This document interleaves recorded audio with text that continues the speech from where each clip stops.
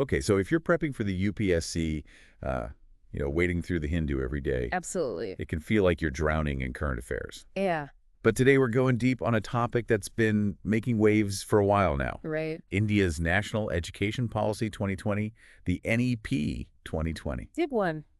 And look, we're not just going to skim the surface here. Nope. We're going beyond the It's headlines deeper. to really understand the critical perspectives that are out there, Exactly. And why they matter for you as a UPSC aspirant. especially for mains current affairs, but hey, maybe even prelims, who knows? You never know, right? So we're going to be drawing on some sharp analysis that takes a hard look at the NEP 2020 and all the moves the government has been making in education over the last decade. Yeah, the bigger picture. And one of the biggest things that jumps out is this idea of centralization, Centralization, yeah, that's a core concern. like power shifting away from the states and more towards the center. Yeah, and it's interesting because, our Constitution puts education on the concurrent list.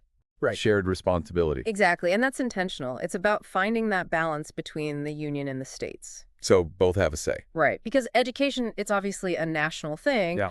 but it also needs to reflect, local realities, Different states, different needs. Exactly. And that's why this whole thing about the Central Advisory Board of Education, CABE, Oh, yeah. not meeting since 2019 is kind of red flag. It's definitely raising eyebrows. Because CAB, it was supposed to be this platform for the center and the states to actually, hash things out, we talk it through. collaborate on policy. Yeah, to make sure everyone's on the same page. And for it to go silent, especially with a massive policy Yeah. like NEP 2020 coming in. It makes you wonder, It does, doesn't it? how much real consultation was there? Were the states really at the table? Yeah, it almost feels like we're moving away from that whole idea of collaborative federalism. Right, and it's not just CAD.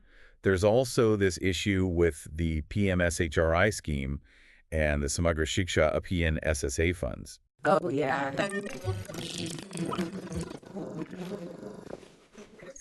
It's crucial because SSA funds are basically how the Right to Education Act actually gets implemented. It's the money that makes RTE happen on the ground. Exactly, especially at the elementary level. And the analysis we're looking at suggests that the center might be holding back these funds To kind of pressure states. to fall in line with certain central schemes. It's like, hey, you want to play ball with us? You got to adopt our programs, Otherwise, no cash. which is pretty worrying because it could undermine the whole point of RTE. Absolutely, because RTE is a right, a fundamental right. And if the funding is conditional, It's not really a right anymore, is it? it becomes a bargaining chip. Exactly, and this isn't just speculation either. No, the Parliamentary Standing Committee on Education has actually called this out, They've been pretty vocal about it. saying, hey, release the SSA funds unconditionally. No strings attached. And when a parliamentary body takes a stand like that, it's serious. It definitely raises the stakes. And again, it points to this bigger question about, are states really in control of their own education systems? Yeah, is the center overstepping its bounds? And this isn't just happening at the school level either. Right. Higher education, too. The analysis talks about these draft UGC guidelines for 2025. Oh, yeah, those are interesting. They might seem kind of technical, but they have big implications for state universities. Especially when it comes to appointing vice chancellors. Right now, it's mainly the states who decide who heads their universities. But these guidelines, they suggest giving more power to the union government. Through the governors. Right. So the center would have a much bigger say in who's running the show. And if that happens, think about what it means for these universities. Yeah, their autonomy could be at risk. They might not have as much control over things like their curriculum or their research priorities, It could create a much more uniform higher education landscape. with the center calling the shots. And that has implications for federalism, too. For the whole balance of power in India. And then there's the whole issue of commercialization. Ah, yes, money talks. And the analysis argues that NEP 2020 might actually be making things worse. Yeah, it's like throwing fuel on the fire. One of the key concerns is this idea of school complexes Right. Bringing multiple schools together. and how that might undermine the Right to Education Act, RTE.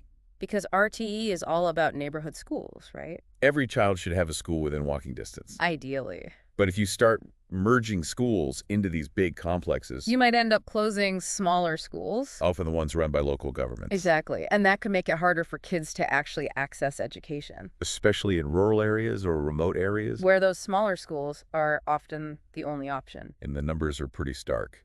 The analysis says something like 90,000 public schools have closed since 2014. Wow, that's a huge number. And at the same time, private schools have been popping up everywhere. So it's like a double whammy. Public education shrinking, private education expanding. And who does that hurt the most? The poor, the marginalized. The people who can't afford those fancy private school fees. They're the ones who lose out on quality education. And it's not just about schools either. No higher education is feeling the squeeze too. With the Higher Education Financing Agency, HEFA, HEFA, yeah, this is a whole different way of funding universities, instead of getting grants from the UGC, which was the old system, now they're getting loans through HEFA. at market interest rates And the universities have to pay those loans back, with their own revenue. which often means jacking up student fees. So the students end up footing the bill. It's like shifting the burden of funding higher education onto the students themselves. And again, the Parliamentary Standing Committee on Education has raised concerns about this. They're like, hey, this is making higher education less affordable. Less accessible. It's becoming a privilege, not a right. And the analysis connects this whole commercialization trend to corruption too. Yeah, where there's money, there's often shady dealings. The analysis points to the bribery scandals in NOAC The accreditation body, and the issues with the NTA the exam conducting body, as examples of how financial pressures can lead to mismanagement. and even outright corruption. So commercialization isn't just bad for students. You can erode the integrity of the whole system. Okay, so we've talked about centralization and commercialization. Two big C's. And now we come to the third C, communalisation. Yeah, this is a sensitive one. This idea that the curriculum is being reshaped to promote a particular ideology, And the analysis gives some concrete examples of this happening. with changes to school textbooks. Like removing certain parts of history. Initially, they even took out the preamble to the Constitution. Can you believe that? There was a huge outcry, and they ended up putting it back in. Public pressure can work. But the fact that they even tried to remove it is worrying. It suggests a deliberate attempt to control the narrative. To present a particular version of history. And that raises questions about what education is really for. Is it about critical thinking? About understanding different perspectives. Or is it about indoctrination? Promoting a specific worldview. And this isn't just happening in schools. No, it's happening in higher education, too. The analysis talks about professors being appointed based on their ideology. Rather than their academic qualifications. And this is happening even in top institutions like IITs and IIMs. Which is really troubling. Because if you start prioritizing ideology over merit You're going to see a decline in quality. in teaching, in research. And that hurts everyone. The analysis also mentions concerns about the UGC potentially lowering the bar for academic positions. To make it easier to appoint people who align with a particular ideology. So again, it's this idea of ideology trumping expertise. Which is really dangerous for the future of higher education in India. So when you put all of this together, Centralization, commercialization, communalisation. that's the big picture. It's not pretty. The analysis paints a bleak picture of a public education system in decline. With growing inequality. Less access to quality education. And a real threat to academic freedom. Yeah, to the diversity of thought and ideas. It's like we're heading towards a more homogenous, more controlled education system. And that's not good for anyone. Especially not for a democracy like India. So what's the way forward?